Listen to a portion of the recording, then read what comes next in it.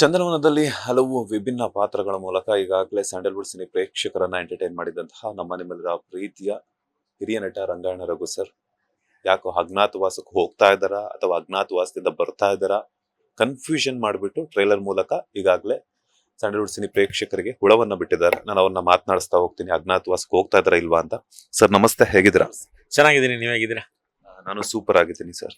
Agnyaathavaasi, so ನಾವು ಆಗಿನ ಕಾಲದಲ್ಲಿ ದುರ್ಯೋಧನ ಹಡಿಕೊಂಡಿದ್ ನೋಡಿದ್ವಿ. ಸೊ ನೀವು ನಿಮ್ಮ ಲೋಕಲ್ ಲ್ಯಾಂಗ್ವೇಜ್ ಅಲ್ಲಿ ನೀವು ನೀರಲ್ಲಿ ತಲೆಮರೆಸ್ಕೊಂಡಿದ್ದೀರಾ. ಸೊ ಏನ್ ಹೇಳ್ತೀರಾ? ಹೌದು, ಇದು ತುಂಬ ದ್ವಾಪರ ಯುಗದಿಂದ ಇವದನ್ನ ಅದು ಅಜ್ಞಾತವಾಸ, ಅಜ್ಞಾತವಾಸಿ, ಅಜ್ಞಾತವಾಸಿ. ಅಜ್ಞಾತವಾಸ ಅಂದ್ರೆ ಅವರು ಅವಾಗ ಪಾಂಡವರು ತಲೆಮರೆಸ್ಕೊಂಡು ಗೊತ್ತಾಗಬಾರ್ದು ಯಾರು ಅಂತ. ಅದಕ್ಕೆ ಭಟ್ರಾಗ್ತಾರೆ, ಮತ್ತಿನ್ನೇನು ಬೃಹನಳೆ ಆಗ್ತಾನೆ, ಮತ್ತು ಅವರಿಬ್ರು ಕುದುರೆ ಓಡಿಸೋರೇನೋ ಆಗ್ತಾರೆ, ಗೊತ್ತೇ ಆ ಥರದ್ದೇನೋ ತಲೆಮರೆಸ್ಕೊಂಡಿರ್ತಾರೆ ಅವರು. ಇದು ವರ್ತಮಾನಕ್ಕೆ ಬಂದರೆ ತಲೆಮರೆಸ್ಕೊಳ್ಳೋದು. ಅಂದರೆ ಇಲ್ಲಿ ತುಂಬ ದೊಡ್ಡ ಅಂಡರ್ಲೈನ್ ಕೊಲೆ. ನಿಮಗೆ ಗೊತ್ತೀಗ ಕೊಲೆಗಳು ಒಂದೇ ಥರ ಆಗಲ್ಲ. ಮೊನ್ನೆ ಯಾರೋ ಒಬ್ಬ ಸೂಟ್ ಕೇಸಲ್ಲಿ ಮುದ್ರಿಗೆ ಬಿಟ್ಟಿದ್ದಂತೆ. ಈಗ ನಡ್ಕೊಂಡು ಹೋಗ್ತಾನೆ ಕಣ್ಣಿಗೇನೋ ಚೀಸ್ಬಿಟ್ಟು ಹೊಂಟೋದ್ಲ ಹಂಗೆ ಹೋಗ್ಬಿಟ್ಲು ಅಂತಾರೆ.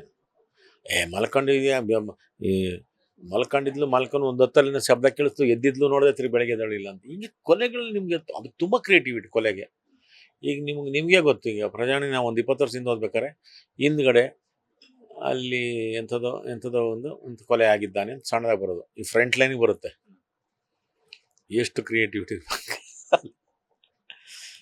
ಆದರೆ ನಮ್ಮ ಅಜ್ಞಾತವಾಸಿ ಸಿನಿಮಾದಲ್ಲಿ ಕೊಲೆ ಆದಮೇಲೆ ಸಿನಿಮಾ ಶುರುವಾಗುತ್ತಾ?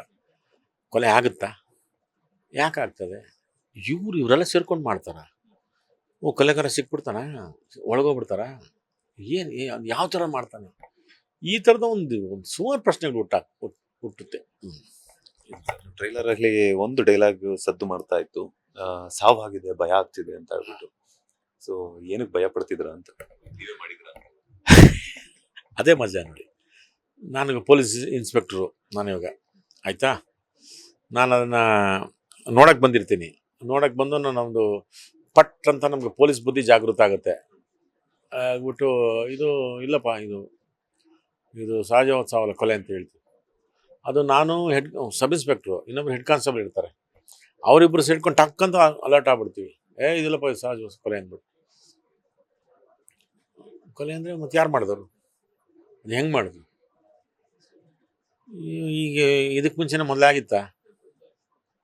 ಹೀಗೆ ಅದು ಒಂದಷ್ಟು ಪ್ರಶ್ನೆ ಹಿಂಗೆ ಕರ್ಕೊಳತ್ತೆ ಅಲ್ಲಿಂದ ಕತೆ ಟೊಯ್ಯೋ ಅಂತ್ರೋಗು. ನಾವು ಕೆರ್ಕೊಂಡು ಆರಾಮಾಗಿರ್ತೀವಲ್ಲಿ, ಕಂಪ್ಲೇಂಟೇ ಬರಲ್ಲ. ಯಾವ ಸ್ಟೇಷನ್ ಇದು, ಏನು ಕತೆ, ಇಲ್ಲಿ ಜನಗಳಿಗೆ ಏನಪ್ಪ, ಏನು ಸಮಸ್ಯೆನೇ ಇಲ್ವಾ ಅನ್ನಂಗೆ ಇರ್ತೀವಿ. ಅದು ನೋಡ್ರೆ ಕೊಲೆ ಅಂತ ಸಮಸ್ಯೆ ಶುರುವಾಗುತ್ತೆ.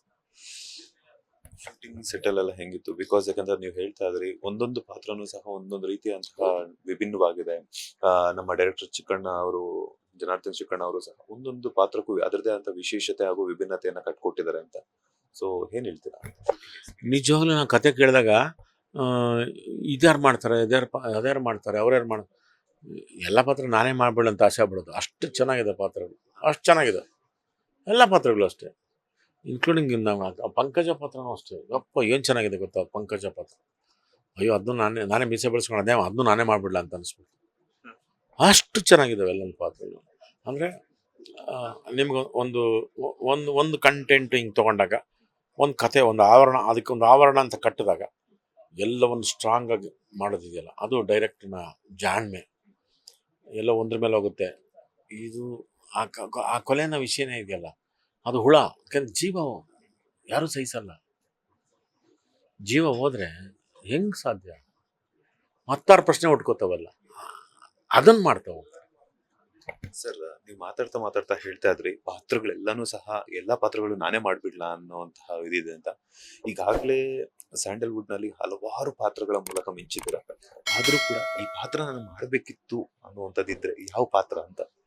ಅದನ್ನ ನಾನು ಹಂಗೆ ಹೇಳ್ಬಾರ್ದು, ಹಂಗಾರೆ ಅದೊಂದೇ ಮಾಡ್ಕೊಂಡಿರ್ಬೇಕಾಗುತ್ತೆ. ಅದಾದ್ರೆ ನನ್ನ ಲಿಮಿಟ್ ಆಗುತ್ತೆ ಅದು. ಈಗ ನೋಡಿ, ಇವ್ರು ಯಾರೋ ನಂಗೆ ಗೊತ್ತಿಲ್ಲ ಈ ಪಾತ್ರ ಬರುತ್ತೆ ಅಂತ, ಇದು ಹೇಳಿದ್ರೆ ನಂಗೆ ಅಷ್ಟು ಖುಷಿ ಆಗುತ್ತೆ. ಆಹಾ, ಎಷ್ಟು ಥರದಲ್ಲಿ ಎಷ್ಟು ಈಗ ಇದು ಯಾವ್ಯಾವ ಥರ ಓಪನ್ ಆಗ್ತಾ ಹೋಗ್ತದೆ ಅಂತ ಅನಿಸುತ್ತೆ. ಈಗ ನಾನು ಯಾವುದೋ ಈ ಥರದ್ದು ಮಾಡಬೇಕಾಗಿತ್ತು, ಒಂದು ಡಿಸೈನ್ ಮಾಡ್ಕೊಂಡ್ರೆ ಅದೇ ಡಿಸೈನ್ ಇರ್ತೀವಿ.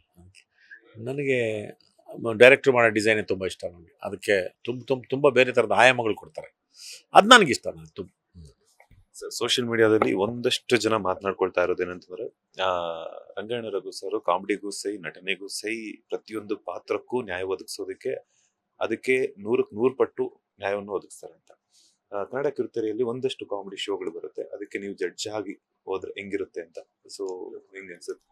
ಇಲ್ಲಪ್ಪ, ನನಗೆ ಆ ಥರದ್ದೇನು, ನಾನು ಅಂಥ ಪ್ರವೀಣ ಅಲ್ಲ. ಒಬ್ಬಟ್ಟು ಜಡ್ಜ್ ಹೋಗ್ತೀನಿ ಬಂದು ನನಗೆ ಇಲ್ಲಿ ಇನ್ನೂ ಕೆಲಸ ಮಾಡಬೇಕು ಅಂತಿದ್ದೆ, ಹಂಗಾಗಿ ಕೆಲಸ ಮಾಡ್ತಿದ್ದೆ ಅಷ್ಟೇ. ನನಗೇನು ಅದೇನು ಅಲ್ಲಿ ಆ ಥರದಲ್ಲಿ ಹೋಗ್ಬಿಟ್ಟು ನಾನು ಅಷ್ಟೊಂದು ಪ್ರವೀಣ ಅಲ್ಲ. ಅವು ಜಡ್ಜ್ಗೆ ಹೋಗ್ಬಿಟ್ಟು ಮಾಡಬೇಕು. ಅದಕ್ಕೆ ಕೆಲವರು ಅದು ಮಾಡ್ತಿದ್ದಾರೆ, ತುಂಬ ಚೆನ್ನಾಗೇ ಮಾಡ್ತಿದ್ದಾರೆ, ಎಂಕರೇಜ್ ಮಾಡ್ತಾರೆ, ಒಳ್ಳೇದು. ಅದೇನೋ ಬರುತ್ತೆ, ಟಿ ವಿನಲ್ಲಿ ಶೋಸ್ ಬರ್ತಾರೆ. ಯಾಕಂದರೆ 7 ಕೋಟಿ ಆಗ್ತಾ ಬಂತು. ಎಲ್ಲರಿಗೂ ಇರುತ್ತಲ್ಲ ಕಲಾವಿದರುಗಳು, ಹೆಂಗೆ ಬೇಕೋ ಅಲ್ಲಿ ಒಂಥರ ಬಿಲ್ದೊಳಗಿಂದ ಇಲ್ಲಿ ಬಂದಂಗೆ ಈಚೆ ಬಂದು ಎಲ್ಲೆಲ್ಲಿ ಬೇಕೋ ಅಲ್ಲಿ ಪ್ರದರ್ಶನ ಮಾಡ್ತಿರ್ತಾರೆ. ಹಂಗಾಗಿ ನಾನು ಅದು ಮೇಷ್ಟ್ರ ಕೆಲಸ, ಅದು ಗುರುವಿನ ಕೆಲಸ, ಅದು ಬೇರೆ ಥರದವ್ರು ಮಾಡ್ತಾರೆ. ನಾನು ಕೆಲಸ ಮಾಡಬೇಕು ಅಂತ. ಸೊ ಮುಂದೆ ಯಾವ ಸಿನಿಮಾಗಳ ಮೂಲಕ ಎಂಟರ್ಟೈನ್ ಮಾಡೋದಕ್ಕೆ ರೆಡಿ ಆಗಿದ್ದೀರಾ ಅಂತ? ಈಗ ಜ್ಞಾತವಾಸಿ ಇದು ಬರಬೇಕು. ಇದಾದ್ಮೇಲಿಂದ ಗಣೇಶ್ ಅವ್ರದ್ದು ಪಿನಾಕ, ಮತ್ತು ಇನ್ನೊಂದು ಅರ್ಸು ಅವರು ಡೈರೆಕ್ಟ್ ಮಾಡೋದು ಒಂದು ಸಿನಿಮಾ, ಅದು ನಡೀತಾ ಇದೆ. ಸನ್ ಆಫ್ ಮುತ್ತಣ್ಣ, ನಮ್ಮ ಶ್ರೀಕಾಂತ್ ಮತ್ತು ಹರಿಪ್ರಸಾದ್, ದೇವ್ ಸರ್ ಮಗ ಪ್ರಣಾಮ್, ಅದು ಒಂಥರ ಒಂದು ಬೇರೆ ಥರ ರೆಡಿ ಆಗಿದೆ ಪಿಕ್ಚರು, ಸನ್ ಆಫ್ ಮುತ್ತಣ್ಣ ಅಂದ್ಬಿಟ್ಟು. ಇನ್ನು ಆ ಥರದ್ದು ಒಂದು ಬೇರೆ ಥರದ ಪ್ರಯತ್ನ ನಡೀತಿರೋದು ದಿಮ್ಸೋಲ್ ಅಂತ, ನಾಗೇಂದ್ರ ಗಾಣಿಗ ಅಂದ್ಬಿಟ್ಟು, ಕುಂದಾಪುರದ ಕತೆ, ಕುಂದಾಪುರದ ಹುಡುಗ, ನಮ್ಮ ಕಿರಣ್ ಅಂತ ಅವರು ನಮ್ಮ ಆಯುರ್ವೇದಿಕ್ ಡಾಕ್ಟ್ರು, ಅವರು ಅದರಲ್ಲಿ ಹೀರೋ ಆಗಿ ಮಾಡ್ತಿದ್ದಾರೆ. ದಿಮ್ಸೋಲ್ ಅಂತ ಅದು ಶೂಟಿಂಗ್ ನಡೀತಾ ಇದೆ, ದಿಮ್ಸೋಲ್ ಅಂದ್ಬಿಟ್ಟು. ಇನ್ನೊಂದು ನಮಗೆ ನಾಗೇಂದ್ರ ಅವರು ಮೋಹನ್ ಅಂತ ಹೊಸ ಜೀವನ ಅಂತ ಒಂದು ಸಿನಿಮಾ ಮಾಡ್ತಿದ್ದಾರೆ. ಅದು ಒಂಥರ ಬೇರೆ ಥರದ ಸಿನಿಮಾ. ಅದು ಇಷ್ಟು ನಡೀತಾ ಇದ್ದಾವೆ ಸರ್. ಮೊನ್ನೆ ಅಷ್ಟು ನಾನು ಕೇಳಿದ್ದೇನೆ ನಿಮ್ಗೆ, ಅಪ್ಪು ಅವ್ರ ಜೊತೆ ಸುಮಾರು ಒಡನಾಟ ಇತ್ತು ಅಂತ. ಅಪ್ಪು ಅವ್ರ ಬಗ್ಗೆ ಹೇಳಕ್ ಆಗ್ಲಿಲ್ಲ, ಬಿಕಾಸ್ ನೀವು ಶೂಟಿಂಗ್ ಟೈಮಲ್ಲೆಲ್ಲ ಇದ್ರಿ. ಸೊ ಏನಾದ್ರೂ ಒಂದು ಮೆಮೊರೇಬಲ್ ಮೂಮೆಂಟ್ ನ ಶೇರ್ ಮಾಡೋದಾದ್ರೆ ಅಪ್ಪು ಅವ್ರೊಟ್ಟಿಗೆ ಯಾವ್ದಾದ್ರು ಒಂದಷ್ಟಿದಾವಪ್ಪ. ತುಂಬ ಇದೆ. ಹಾಗೆ ಅದು ನಾನು ಅಂತಲ್ಲ, ಯಾರು ನಿಮ್ಮ ಹತ್ರ ಒಂದು 5 ನಿಮಿಷ ಇದ್ದರೂ ನಿಮಗೂ ಒಂದು ಒಳ್ಳೆ ನೆನಪು ಕೊಡ್ತಾರೆ. ಅದು ಅವ್ರ ದೊಡ್ಡತನ.